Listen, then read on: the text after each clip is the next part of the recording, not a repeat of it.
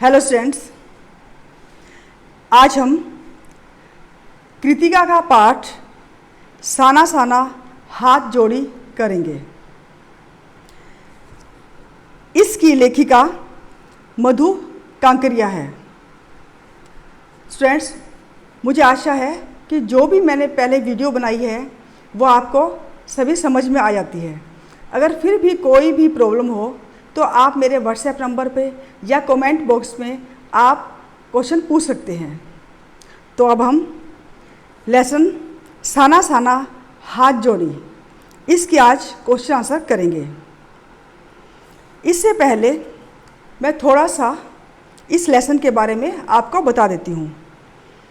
लेखिका मधु कांकरिया ने अपने यात्रा वृतांत में गंगटोक से लेकर हिमालय तक की यात्रा में प्राकृतिक दृश्यों के वर्णन के साथ साथ उन दृश्यों को भी छुआ है जिनमें विषम परिस्थितियों में पुरुष और महिलाएं जीवन संघर्ष में लगी रहती हैं। इस पाठ में लेखिका के सहृदय होने का पता चलता है, क्योंकि उनका मन प्रकृति की मनोहारी छटा देखने से अधिक जोखिम भरे कार्यों को करती हुई महिलाओं की ओर ज़्यादा लगता है। तो महिलाएं बहुत मेहनती हैं, महिला और पुरुष दोनों ही, कि कैसे पहाड़ों को काट काट कर वो सड़कें बनाती हैं, तो और कैसे जोखिम भरा काम करती है। और इसके साथ साथ प्रकृति का सौंदर्य भी इस लेसन के अंदर दर्शाया गया है। हिमालय पर्वत की सुंदरता, कंचनजंगा की, लेकिन कंचनजंगा वो देख नहीं पाती हैं। इसके अलावा सुंदर सुंदर फूल, झरने और इसके बाद और भी कई चीज़ें हैं जो आपको इस लेसन से ज्ञात होगा। तो हम फर्स्ट क्वेश्चन करते हैं। हमारा फर्स्ट क्वेश्चन है, झिलमिलाती सितारों की रोशनी में नहाया गंगटोक लेखिका को किस तरह सम्मोहित कर रहा था। सम्मोहित, हिप्नोटाइज, अट्रैक्ट भी करना, कि इतनी सुंदरता थी। और सुंदरता कैसी थी कि रात के समय जैसे पहाड़ पे चढ़ी हुई थी वो, तो उसमें सारा शहर में जो लाइटें थी, लाइट से उसको ऐसा प्रतीत होता था कि जैसे आकाश के जो तारे हैं वो आकाश उल्टा हो गया हो और तारे टिमटिमा रहे हों। तो उसमें कि वो सुंदरता को देखकर, उसी पर ये क्वेश्चन है, तो उसे कैसे वो सम्मोहित कर रहा था। उत्तर है, झिलमिलाते सितारों की रोशनी में नहाया। नहाया वर्ड इसलिए कहा है क्योंकि पूरी जगह ही रोशनी थी। गंगटोक कुछ इस तरह सम्मोहित कर रहा था कि जिसे देखकर लेखिका हैरान थी। उसे ऐसा लग रहा था कि आकाश उल्टा पड़ा हो और सारे तारे नीचे बिखरे हुए टिमटिमा रहे हों। दूर ढलान लेती तराई में सितारों के गुच्छे रोशनी की झालर के समान प्रतीत होते थे, कि दूर दूर जैसे घर हैं और ढलान में, तो उसमें लाइटें की जो रोशनी थी तो उसको ऐसा लगता था कि जैसे कोई झालर लगी हुई हो। हमारा सेकंड क्वेश्चन है, गंगटोक को मेहनतकश बादशाहों का शहर क्यों कहा गया है। क्योंकि वहाँ पे बहुत मेहनती पुरुष और स्त्री हैं और इतनी मेहनत से उस शहर को कैसे सुंदर बना रखा है, कैसे काट काट कर, पत्थरों को तोड़ तोड़ कर सड़कें बनाई है, जोखिम भरा काम करते हैं, उस पर आधारित ये क्वेश्चन है। गंगटोक एक ऐसा पर्वतीय स्थल है जिसे वहाँ के मेहनतकश लोगों ने अपनी मेहनत से बड़ा सुंदर बना दिया है, बड़ा सुरमय बना दिया है। वहाँ सुबह शाम रात सब कुछ सुंदर प्रतीत होता है। वहाँ के निवासी भरपूर परिश्रम करते हैं, वे बड़े परिश्रमी होते हैं, इसलिए गंगटोक को मेहनतकश बादशाहों का शहर कहा गया है। हमारा थर्ड क्वेश्चन है, कभी श्वेत मीन्स सफ़ेद, तो कभी रंगीन पताकाओं, बैनर या झंडियाँ, छोटे छोटे हम झंडे बोल सकते हैं, का लहर रहना किस अलग अलग अवसरों की ओर संकेत करता है।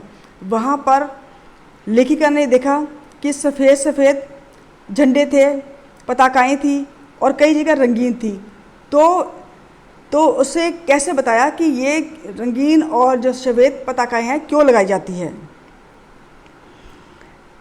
युमथांग शहर के आसपास किसी पवित्र स्थान पर दो तरह की पताकाएं लगाई जाती हैं। एक शांति और अहिंसा के प्रतीक मंत्र लिखी श्वेत पताकाएं और दूसरे शुभ कार्य की रंगीन पताकाएं। यानी कि कोई भी जैसे बौद्ध धर्म का अनुयायी की डेथ हो जाए तो वहाँ पर 108 पताकाएं सफ़ेद लगाई जाती हैं, और जबकि कोई नया काम शुरू करना हो तो वहाँ रंगीन पताकाएं लगाई जाती हैं। यह मान्यता के अनुसार किसी बौद्ध धर्म के अनुयायी की मृत्यु होने पर उसकी आत्मा की शांति के लिए शहर के दूर किसी पवित्र स्थान पर 108 श्वेत पताकाएं फहरा दी जाती हैं।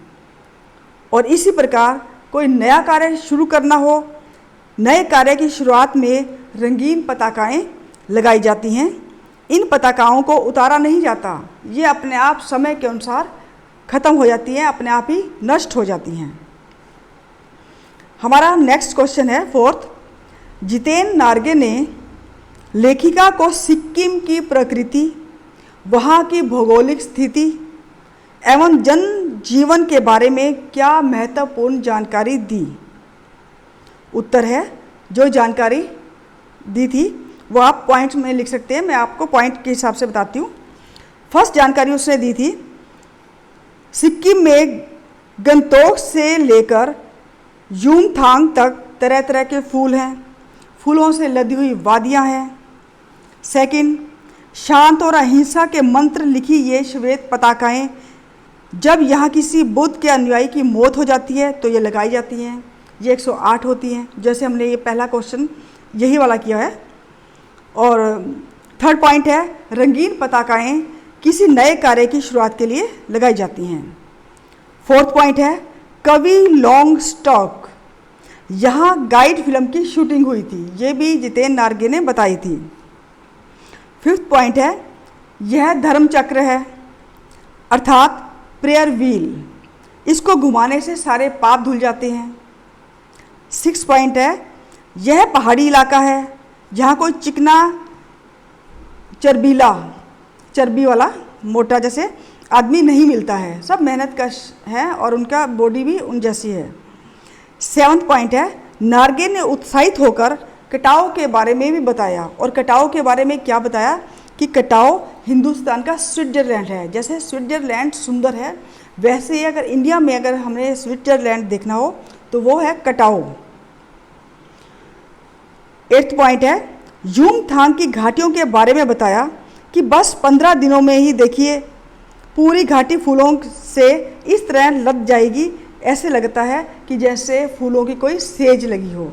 ये सारी बातें जो है जब ये यात्रा कर रहे थे तो उसके अंदर जितेन नार्गे ने ये लेखिका को सब बातें बताई।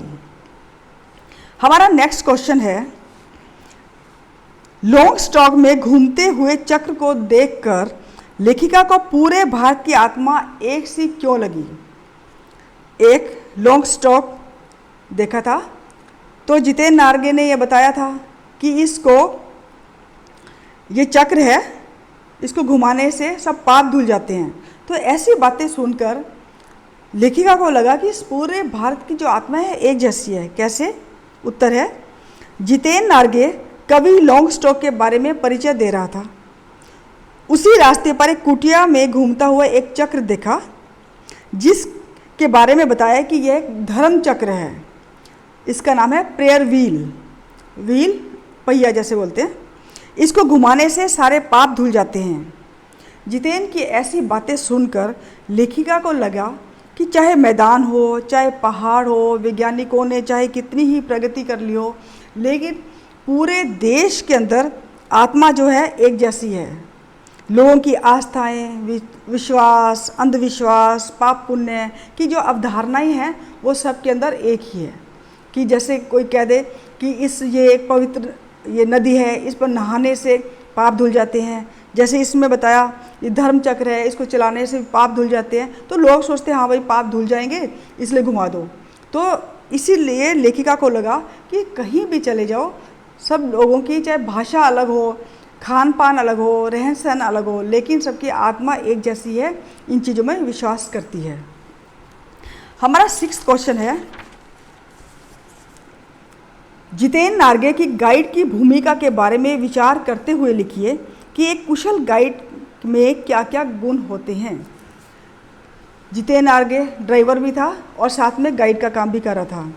तो हमें यह बताना है कि कोई अगर गाइड हो तो उसके अंदर कौन कौन से गुण होने चाहिए, वही गुण जो इस जितेन नार्गे में भी थे। पॉइंट है इसमें, एक कुशल गाइड में उस स्थान की भौगोलिक, प्राकृतिक और सामाजिक जानकारी होनी चाहिए। उसको हर चीज़ का ज्ञान होना चाहिए, जो कि जितेन नार्गे में था। सेकंड पॉइंट, गाइड के साथ साथ नार्गे ड्राइवर भी था और कहाँ रुकना है यह निर्णय वह अपने आप खुद ले लेता था। उसे कुछ सलाह देने की आवश्यकता नहीं थी। गाइड में सैलानियों, जो टूरिस्ट आते हैं, को प्रभावित करने की रोचक शैली होनी चाहिए। स्टाइल, उनका बोलने का स्टाइल अच्छा होना चाहिए। वे अपनी वाक्पटुता, जो बोलने के स्टाइल में जवाब देने का, जो पूछते हैं उसका जवाब देते हैं, से लेखिका को प्रभावित करता था। जैसे जितेन नार्गे, जैसे उसने जितेन नार्गे ने कहा था, मैडम यह धर्म चक्र है, प्रेयर व्हील, इसको घुमाने से सारे पाप धुल जाते हैं। तो बोलने का स्टाइल होता है जिससे कि वो कोई भी टूरिस्ट है या जिसको गाइड की ज़रूरत होती है, वो गाइड जो प्रभावित करता है। एक सुयोग्य गाइड क्षेत्र के जनजीवन की गतिविधियों की भी जानकारी रखता है और वह संवेदनशील भी होता है। नेक्स्ट पॉइंट है, वह पर्यटकों में इतना घुल मिल जाता है कि स्वयं गाने के साथ साथ नाचने भी लग जाता है। जैसे जितेन नार्गे, सैलानी भी नाच उठते हैं। इस तरह क्या होता है, आत्मीय संबंध बन जाता है। कुशल गाइड एक वाक्पटु होता है, जो भी क्वेश्चन पूछते हैं जवाब देता है, और विटी टाइप का भी होता है। वह अपने वाक्पटुता से पर्यटन स्थलों के प्रति जिज्ञासा बनाए रखता है, ताकि सुनने वाले सोचें कि ये क्या है, कैसे होता है। ये सारी बातें इस जितेन नार्गे में भी थी। पताकाओं के बारे में महत्वपूर्ण जानकारी देकर नार्गे उस स्थान के महत्व को और भी बढ़ा देता है कि ये जो पताकाएँ हैं, ऐसा होता है कि रंगीन पताकाएँ ऐसे लगाई जाती है, क्यों लगाई जाती है, तो सुनने वाला जो है ध्यान से सुनता भी है। तो ये जो पॉइंट्स है कि गाइड के अंदर ऐसे होने चाहिए, और ये सब जो पॉइंट्स हैं वो जितेन नार्गे में भी थे। हमारा नेक्स्ट 7वां क्वेश्चन है, इस यात्रा वृत्तांत में, ये एक यात्रा वृत्तांत है, लेखिका ने यात्रा की है और उसने अपनी डायरी में कहाँ कहाँ घूमी है, कैसे कैसे लोग मिले, कैसे सुंदरता है, क्या देखा है, वो सब कुछ इसके अंदर लिखा है। इस लेसन के अंदर पूरी हमें जानकारी, लेसन को पढ़ने से हमें भी ऐसा लगता है कि जैसे हम उस जगह को देख लिया हमने और हम घूम कर आ गए हैं।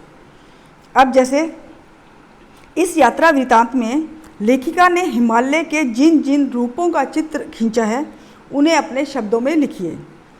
लेखिका ने हिमालय के बारे में क्या बताया है?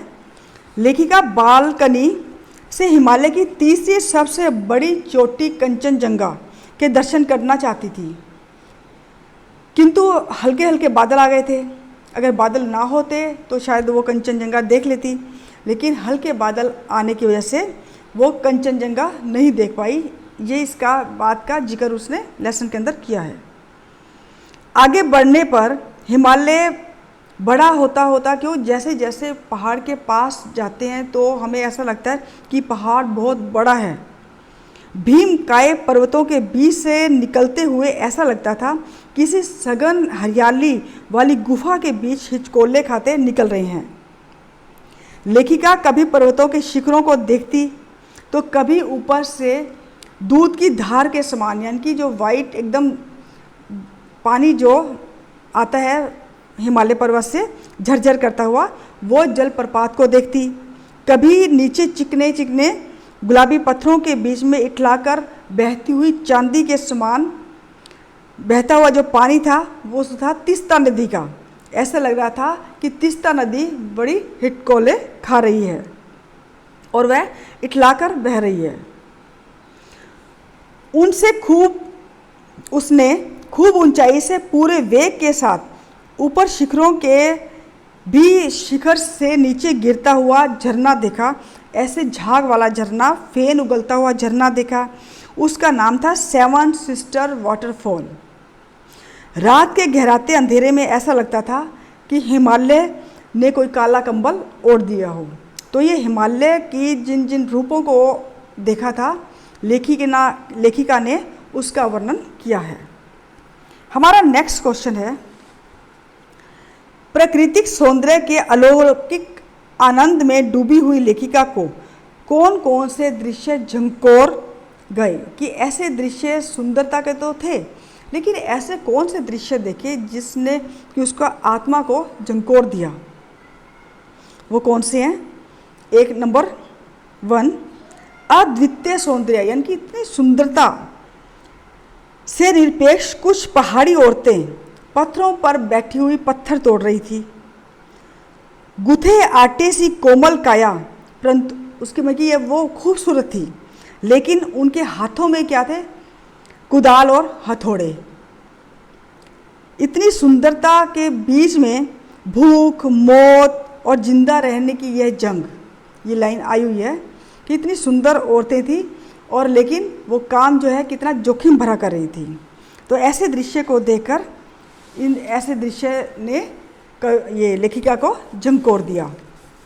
हमारा सेकंड पॉइंट है, दूर दूर से तराई के स्कूल में जाते हुए बच्चे वे सिर्फ पढ़ते ही नहीं हैं, अपितु अधिकांश बच्चे शाम के समय अपनी मम्मी के साथ, अपने माँओं के साथ पशु भी चराते हैं, पानी भरते हैं, जंगल में लकड़ियाँ तोड़ते हैं और लकड़ियों के भारी भारी गट्ठर जो है वो उनको भी ढोते हैं।